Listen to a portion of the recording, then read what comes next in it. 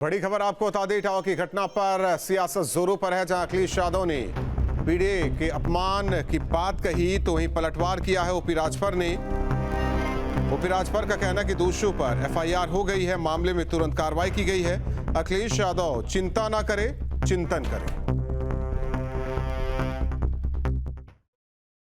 कुछ लोग, वर्चस्ववादी लोग,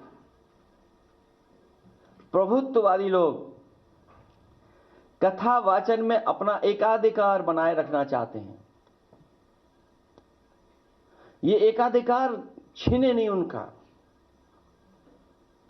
वर्चस्ववादी लोगों का एकाधिकार छीने नहीं। कथा वाचन को जिन्होंने भावना की जगह व्यवसाय बना लिया है, व्यवसाय बनाने वाले लोग हमारे इटावा कथा वाचन पीडीए अपमान कांड उन्हीं कुछ प्रभुत्ववादी और वर्चस्ववादी की वजह से घटित हुआ है। देखिए, इस घटना की हम निंदा करते हैं और जो दोषी हैं उनके खिलाफ एफआईआर हो गई है, गिरफ्तारी भी हो गई है कुछ लोगों की, और जो भी उसमें दोषी हैं उनके खिलाफ कार्रवाई होगी। कानून का राज है। संविधान में जो बाबा साहब डॉक्टर अम्बेडकर ने व्यवस्था दिया है, कानून सबके लिए बराबर है, तो कानून के दायरे में कार्रवाई हो रही है। वो चिंता न करें, चिंतन करें। बढ़ते आगे, उत्तर प्रदेश के विधानसभा अध्यक्ष सतीश महाना अयोध्या पहुंचे, जहां उन्होंने रामलला के दर्शन पूजन किए और उनके अयोध्या पहुंचने पर जनप्रतिनिधियों और बीजेपी नेताओं ने भव्य स्वागत किया। उन्हें गार्ड ऑफ ऑनर दिया गया।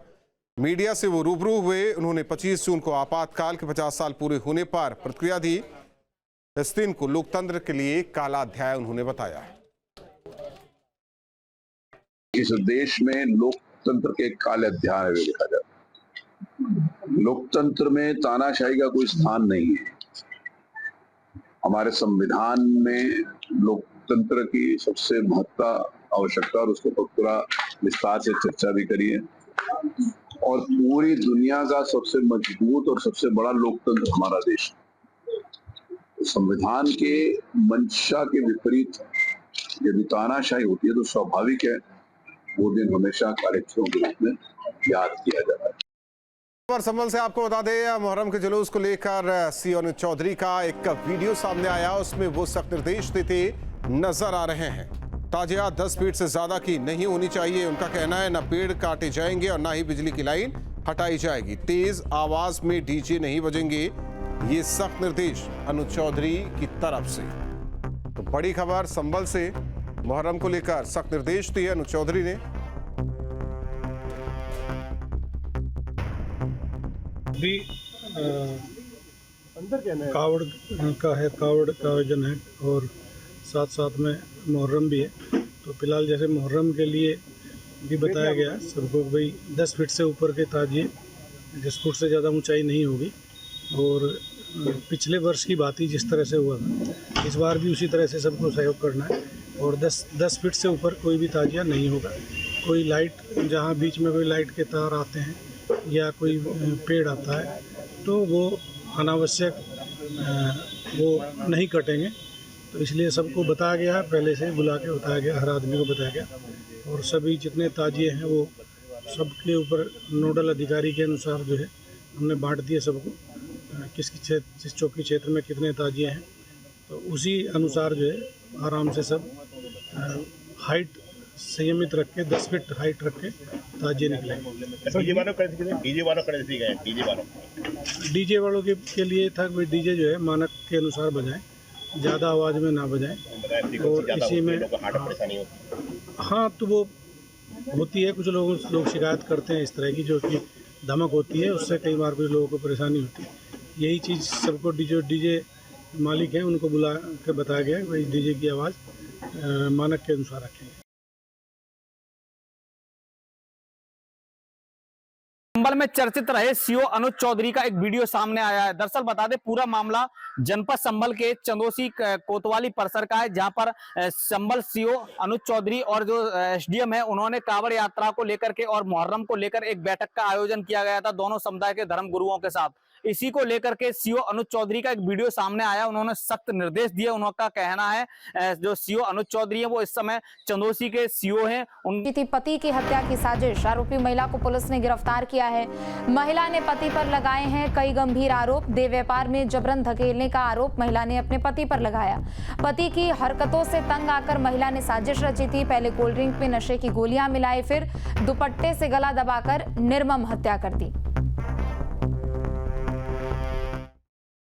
एक व्यक्ति सलमान, जिसकी उम्र लगभग 32 से 33 साल बताई जाती है, कोतवाली थाना क्षेत्र जनपद मुजफ्फरनगर में उसकी डेड बॉडी मिलती है और उसकी पत्नी कंप्लेन करती है कि इसकी फांसी लगाकर ये आदमी मेरा किराए पर रहती थी और उसकी मृत्यु हो गई है।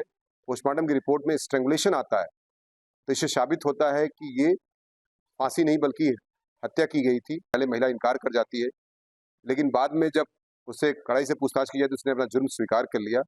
उसने फिर कबूलनामा किया कि उसने अपने पति की नींद की गोली उसी से अपने पति से ही मंगा करके पीस करके उसको कोल्ड ड्रिंक में कीमा बनाकर कीमा और कोल्ड ड्रिंक का भोज हुआ था। उस भोज में जो है कोल्ड ड्रिंक में उसने नींद की गोलियां मिला दी थी। जब वो एकदम से गहरी नींद में हो गया था तो दुपट्टे से दबाकर उसकी हत्या कर दी। बड़ी खबर सोनभद्र से आपको बता दें, जहां गोली मारकर एक शख्स की हत्या की गई थी। इस मामले में पुलिस ने खुलासा किया है। तो बड़ी खबर आपको बता रहे हैं इस वक्त की सोनभद्र से, शख्स की गोली मारकर हत्या मामले में खुलासा हुआ है। हत्याकांड में शामिल 3 आरोपी गिरफ्तार। तमंचा, कारतूस, बाइक बरामद। पुरानी रंजिश में वारदात को अंजाम दिया गया। तो हत्याकांड में शामिल 3 आरोपी गिरफ्तार, पुलिस ने खुलासा किया है। सोनभद्र से बड़ी खबर, हत्या मामले में पुलिस ने खुलासा किया। देसी तमंचा, कारतूस और बाइक बरामद, 3 आरोपी गिरफ्तार। तो पुरानी रंजिश में वारदात को अंजाम दिया गया था। तो बड़ी खबर आपको बता रहे हैं इस वक्त की सोनभद्र से। थाना क्षेत्र शाहगंज के ग्राम मराची में एक हत्या हुई। ये अमरनाथ यादव, इनकी उम्र 55 वर्ष की। 3 व्यक्ति आए और इनको गोली मार के चले गए। जो मुकदमा कायम हुआ उसमें मंगला गुप्ता, ओम यादव, ओम पाठक और एक अन्य व्यक्ति अज्ञात, 3 लोग नामजद हुए। जब इसकी तफ्तीश की गई, विवेचना की गई, तो काफ़ी बातें निकल के सामने आई। आज सुबह लगभग 5 बजे इनके तीनों अभियुक्तों की गिरफ्तारी हुई।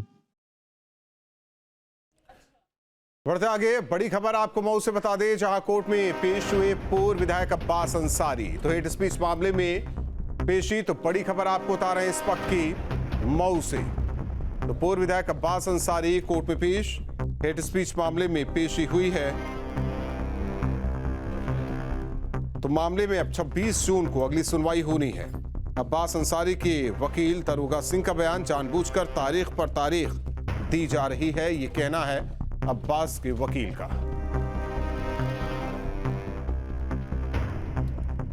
हेट स्पीच का एक मुकदमा दर्ज हुआ था, जिसमें विवेचना होकर के चार्जशीट न्यायालय में प्रेषित हुई थी मुख्य न्यायिक मजिस्ट्रेट MP-MLA कोर्ट द्वारा।